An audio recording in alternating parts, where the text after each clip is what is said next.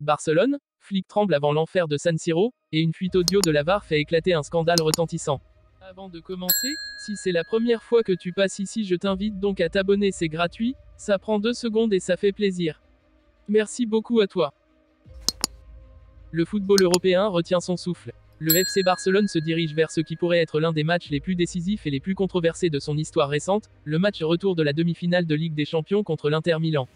Après un match aller sensationnel, 3-3, disputé au Camp Nou devant plus de 90 000 spectateurs, les Catalans s'apprêtent à affronter l'enfer de San Siro, le mardi 6 mai.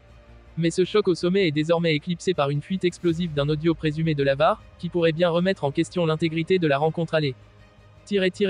Un match aller de folie entre deux titans. Ce mercredi soir à Barcelone, les amateurs de football ont assisté à un véritable festival. L'Inter Milan a entamé le match tambour battant, assommant les Blaugrana avec 2 buts en seulement 17 minutes. Le Camp Nou retenait son souffle, et les visages étaient crispés sur le banc catalan. Mais l'équipe dirigée par Hansi Flick n'a pas abdiqué. Grâce à une réaction collective remarquable et une maîtrise tactique impressionnante en seconde période, le Barça est revenu dans le match. Les buts de Gundogan, Yamal puis Lewandowski, dans un final électrique, ont permis à Barcelone d'arracher le nul, 3-3. Un score spectaculaire qui promettait déjà un retour incandescent à Milan. Plus grand que, nous avons très mal commencé, concédant 2 buts trop rapidement. Mais je suis fier de la réaction de l'équipe. C'était un match incroyable pour les supporters et une démonstration de caractère, a déclaré Flick à la presse. Ce qui nous attend à San Siro, c'est une véritable finale avant la finale. Inquiétude côté effectif, Koundé et Lautaro incertains. Ce match intense a cependant laissé des traces physiques. Jules Koundé, pilier défensif du Barça, a dû quitter ses coéquipiers à la 42e minute, touché à la cuisse droite. Son absence pourrait être un lourd handicap pour contenir l'attaque nerazzurra. Du côté italien, c'est la star argentine Lautaro Martinez qui inquiète. Sorti en première période après un choc au mollet, son état de santé reste incertain. Les deux clubs croisent les doigts pour récupérer leur cadre dans cette bataille stratégique qui s'annonce décisive. Un audio de la VAR fait l'effet d'une bombe. Alors que l'attention se focalisait sur les aspects sportifs, un événement hors du terrain est venu tout bouleverser, la fuite d'un enregistrement audio présumé issu de la VAR. Publié par un compte anonyme sur X, ex-Twitter, l'enregistrement dévoilerait une conversation choquante entre 2 officiels vidéo, au cours du match aller. On y entend clairement une voix masculine déclarer. Plus grand que, si le Barça perd ce match, ce sera mauvais pour l'image du tournoi. Il faut qu'ils égalisent, il faut que le score reste au moins nul. Immédiatement, les soupçons de manipulation arbitrale ont enflammé les réseaux sociaux et les plateaux télé.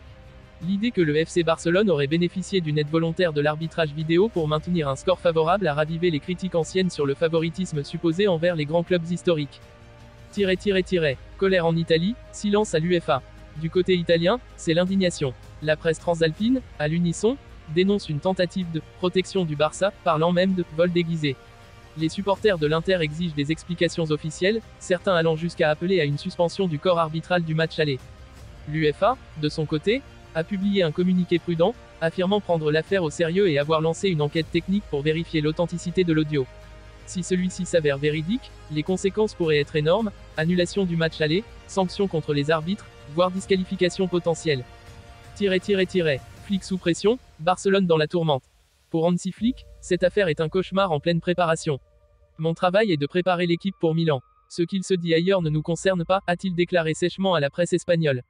Mais en interne, l'inquiétude est palpable. L'équipe pourrait aborder le match retour dans un climat d'hostilité absolue, sous les huées d'un San Siro prêt à exploser. Du côté catalan, certains dénoncent une manœuvre pour déstabiliser psychologiquement le club, d'autres appellent au calme et à la concentration. Mais une chose est sûre, le match retour ne sera pas qu'un duel sportif, ce sera un procès à ciel ouvert, une bataille de réputation, une guerre de nerfs. Un rendez-vous au sommet devenu une affaire d'État. Le 6 mai 2025, San Siro ne sera pas seulement le théâtre d'un affrontement entre 2 poids lourds du football européen. Ce sera une scène de vérité, où le destin de 2 clubs se jouera, mais aussi peut-être celui de la confiance dans la technologie arbitrale. Et si Barcelone l'emporte, une question demeurera dans toutes les têtes, la victoire sera-t-elle légitime ?